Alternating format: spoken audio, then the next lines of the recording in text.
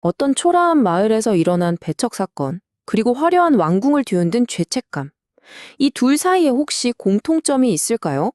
오늘은요, 한 고전 텍스트에 정말 흥미롭게 숨겨져 있는 그리스도를 오해했던 사람들에 대한 그 놀라운 연결고리를 한번 파헤쳐 보려고 합니다. 자, 보세요. 한쪽은 아주 작은 마을에서 벌어진 배척 사건이고요. 다른 한쪽은 왕의 그 화려한 궁전에서 일어난 비극이에요. 겉으로만 보면 정말 아무 상관없어 보이잖아요.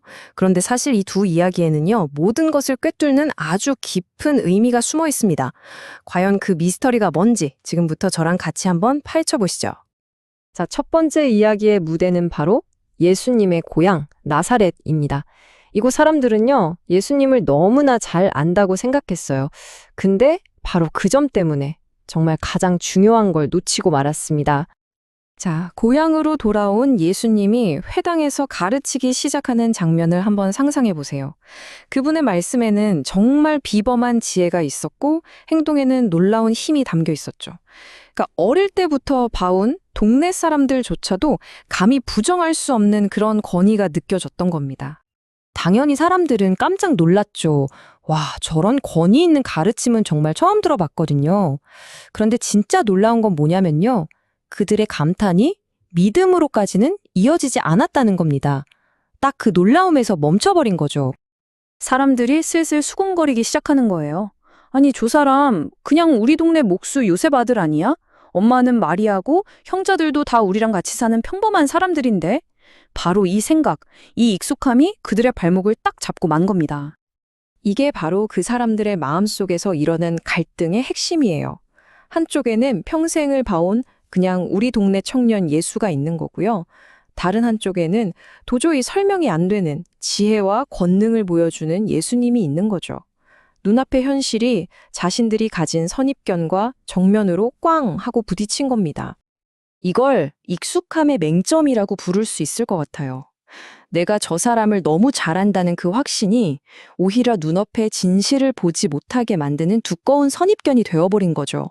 결국 그들의 익숙함은 믿음이 아니라 불신을 낳고 말았습니다. 결국 어떻게 됐을까요? 그들은 평생을 기다려온 메시아를 바로 코앞에 두고도 알아보지 못하는 그런 비극의 주인공이 되고 만 겁니다. 왜요? 바로 자신들의 낡은 생각의 틀에 스스로 갇혀버렸기 때문이죠. 자, 이제 무대를 한번 옮겨볼까요? 작은 마을에서 화려한 왕궁으로 가보겠습니다. 이곳에서는요, 편견과는 아주 다른 종류의 오해가 한 인물을 기다리고 있었어요. 바로 헤롯 왕입니다.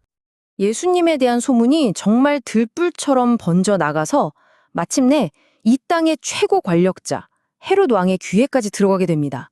그도 예수님의 놀라운 기적들에 대해 들었겠죠? 하지만 그의 반응은요, 정말 아무도 예상하지 못한 방향으로 튀었습니다. 헤롯의 반응이 정말 기이했어요. 그는 그 소문을 듣자마자 두려움에 떨면서 이렇게 말하는 겁니다. 아, 이건 내가 죽인 세례 요한이 다시 살아난 게 틀림없어. 그래서 저런 기적을 행하는 거야. 여러분, 헤롯의 이 말은 믿음의 고백이 절대 아니었어요.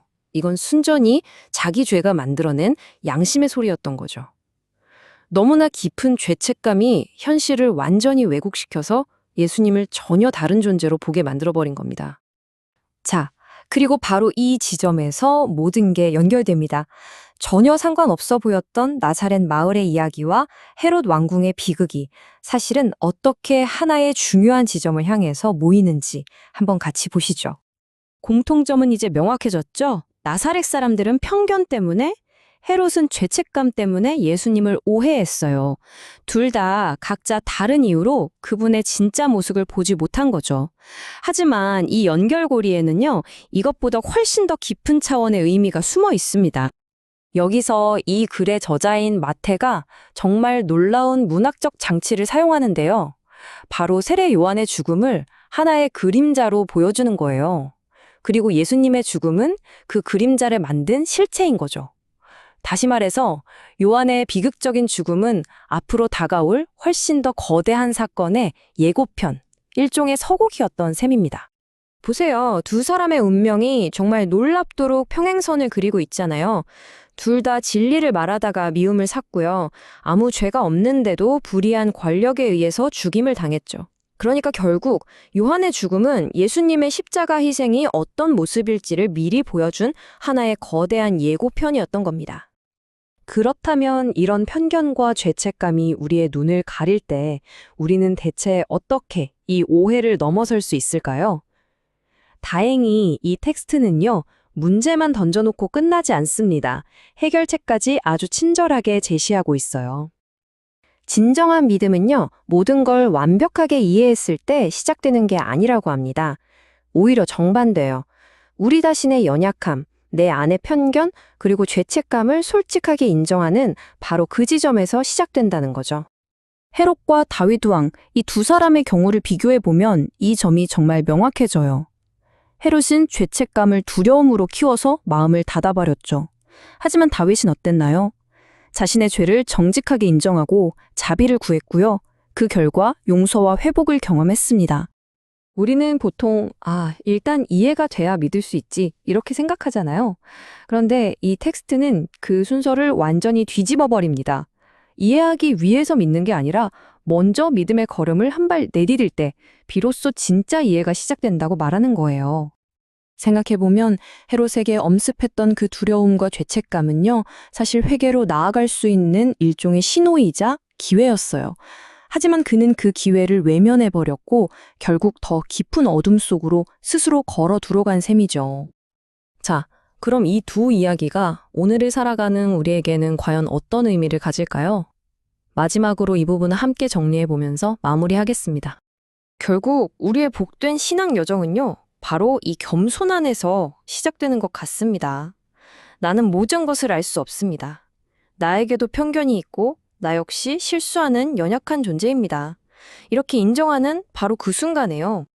그래서 오늘 이 이야기는 우리 각자에게 아주 개인적인 질문 하나를 던지는 것 같아요. 혹시 나도 나사렛 사람들처럼 나의 익숙함과 고정관념 때문에 어쩌면 내가 정말로 봐야 할 더 중요한 진실을 놓치고 있지는 않을까요? 오늘 하루 한 번쯤 깊이 생각해 볼 만한 질문인 것 같습니다.